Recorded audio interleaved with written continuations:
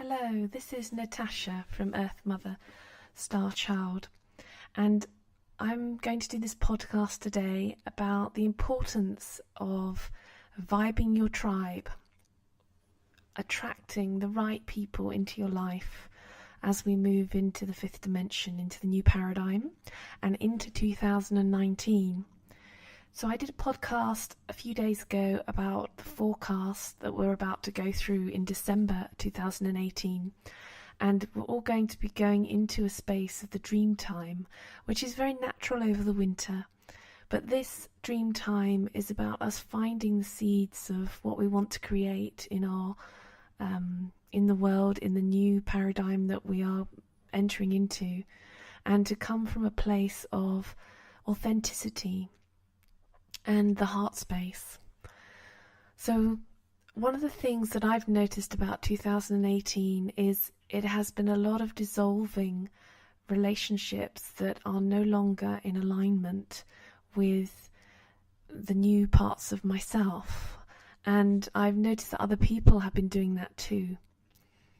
And one of the problems that Indigos have when they incarnate here on Earth is a sense of deep loneliness and disconnection, both from their star roots and also from the communities, the families and the institutions that they find themselves born into.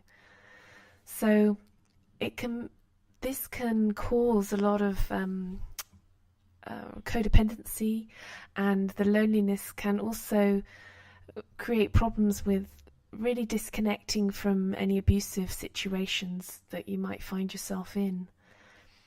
So one of the things I wanted to talk about in this podcast is how to begin to attract the right people into your life.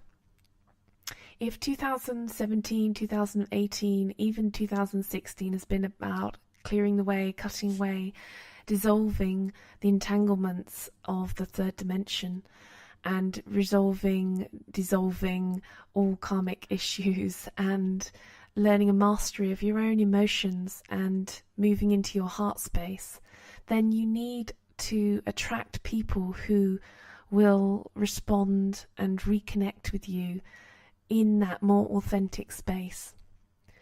So now that you are much more in alignment with that, we are going into a period in December where you will be looking within to find those seeds of your heart space, your soul signature that you want to create here on Earth, you want to bring through and really live in alignment with your truth and the truth of your soul.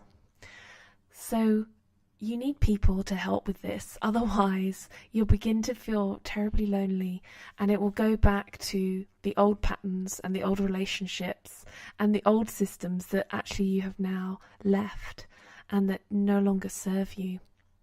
So I have a good feeling about 2019. I think it is really going to be a positive year for those that have done the work and are still working on themselves and have the willingness to move through into a new space, a fresh space, and the light frequencies that are coming in for us are very strong, and I feel like this is going to only get stronger as the years go on. So the first thing I want to talk about is when you're vibing your tribe, I always make a list of qualities that I want to attract. Now, you don't have to do this, you can also do it energetically, and I'll talk you through it. But basically, for the sake of this podcast, and I like to do it because it helps me with mental focus, I write a list of what I think or feel I want to attract in the terms of qualities from people. So this isn't always easy because our mind sometimes doesn't really know what's best for us because of all sorts of different programming. But, we have to work with what we've got. So I write usually, who do I want to attract? And then in the middle, I usually write something like people who feel like sunshine. So for me, that's what I want to feel. When I'm around people, I want to feel their warmth radiating out, and that they feel really good to be around. That I'm really bathing in their radiance and their love, and that they're not sort of clinging on to me either. They're quite self-sufficient, but they just have a general feeling of, attraction for me that feels good.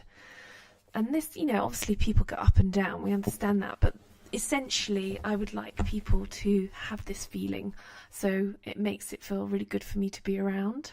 And one of the reasons I choose that is because I have been lots of relationships with people who drain, a lot of people who need healing, energetic vampires. If you're very empathic, you will know what I'm talking about. So I write in the middle, people who feel like sunshine, and then I write some other things around the edge. And so this is what I've written for myself, but I would like you to do the same for you. Good intentions. So I'd like them to have goodwill and good intentions. Good vibrations for me. So I want them to be in sync with my own vibrational quality. And a feeling of trust, mutual trust between us. A feeling of love, kindness, fun. Oh, that's an absolute must for Indigos. Need to have fun all the time. And laughter. And I would like some like-minded people, because I often need sort of mental stimulation, like people who are on the same wavelength as me. So like-minded and big hearts. I want people who are really living from the heart and embracing their life from their heart space and with that authenticity. So I look for this and write all that down, and I also just surround it in infinite love, that those are my intentions, and may they be in alignment with my highest good and the highest good of others. And I have actually drawn mine a bit like a sunshine to go with my original quote. So I keep this then on my altar, and I look at it most days to remind me that, particularly when I'm having a hard time, that those are the people that I'm intending to attract. That is my focus, and that is my intention. So once you've done your qualities, what you want to do is try and increase your vibration. So when you heighten your vibration, your soul vibration, you are actually becoming like a radiator. You radiate your vibration and you become a magnet for what you want to attract. So this forms the basis of law of attraction. And one of the reasons law of attraction doesn't work, well, it probably works about 40% of the time at the moment. But it will come into its own next year and beyond. One of the reasons we cannot always attract is because we have too much clouding of vibration, and that can be mindsets, emotions, all sorts of things, even living the wrong life, like out of alignment with ourselves. So heightening your vibration. And one of the best ways that I do that is working within the quantum field. So if you know how to open your quantum field, that's brilliant. I hope you're doing it every day. And what I'd like to do now is just briefly explain it. I have explained it on other podcasts, and there are some really great YouTube videos out there, like Meg Benedicte, who does some really great stuff in the States, all talking about the quantum field. I love her work. But basically, so the quantum field is your Metatron cube that's around you, like a star tetrahedron that goes around your body in a sort of matrix that helps to rotate your energy, make it spin really fast, and create you to be like a little spinning particle vortex, which is really brilliant for cleansing, clearing your energy, brightening up your energy, and making sure that you are attracting what you need.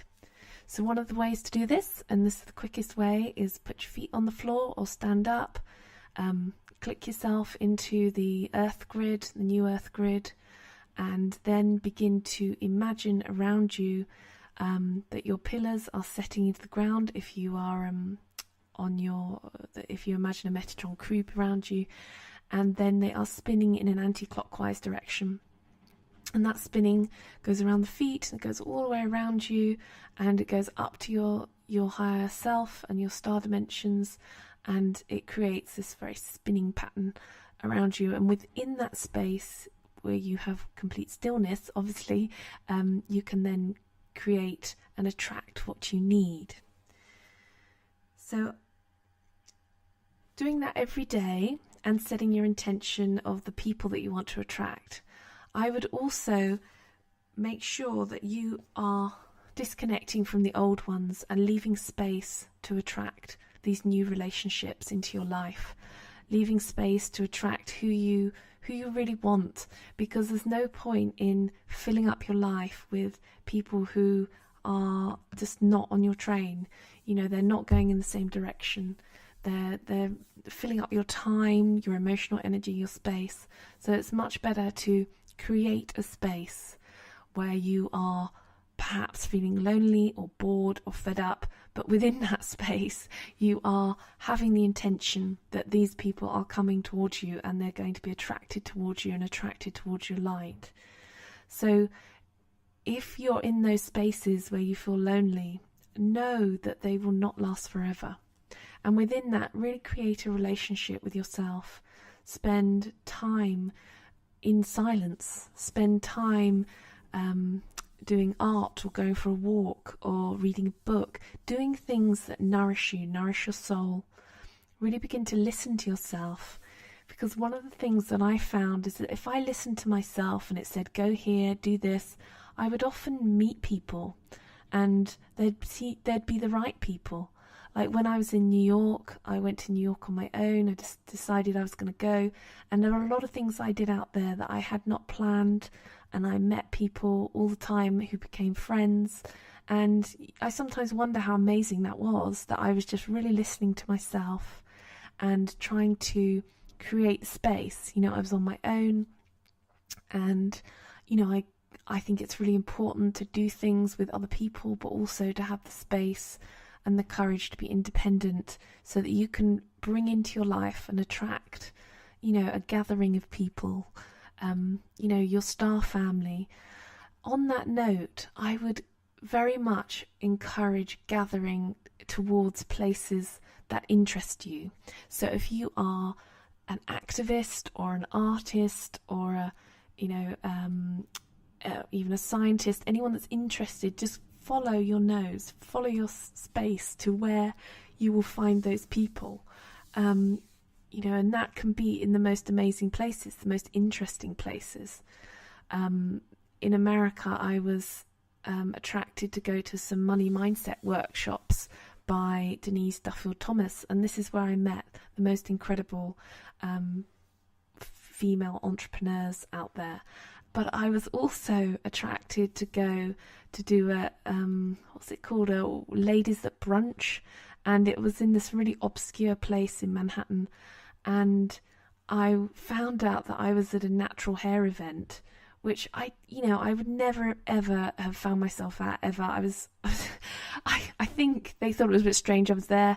It wasn't advertised as a natural hair event, but I had like the leading influencers in natural hair in New York there. And it was fascinating to learn and to understand, you know, what these activists were about and these influencers. Very refreshing. So you can find yourself in places that you wouldn't imagine. And for Indigos, you know, you love the adventure, you love the party. So, you know, this is about stepping into a much stronger belief about who you are and having the confidence to know that the universe is going to come back and support you in it, to reach out. You're reaching out and it will reach out and go, yeah, you've got it. Well done. So Indigos, we're not here to be alone. We came here to party, and we came here to have adventures and collaborations and people who feel like sunshine filling our lives. So I'm going to leave it there today. My name's Natasha Stara. I do this podcast quite regularly. I also do ones for empaths. I hope you're all doing okay. You can contact me on Facebook, Earth Mother Star Child, on Instagram, on Twitter, and earthmotherstarchild.co.uk. If you want to work with me, I do connections with Star Family and all sorts of other wonderful things. So I'd love to hear from you. Okay, goodbye for today. Namaste.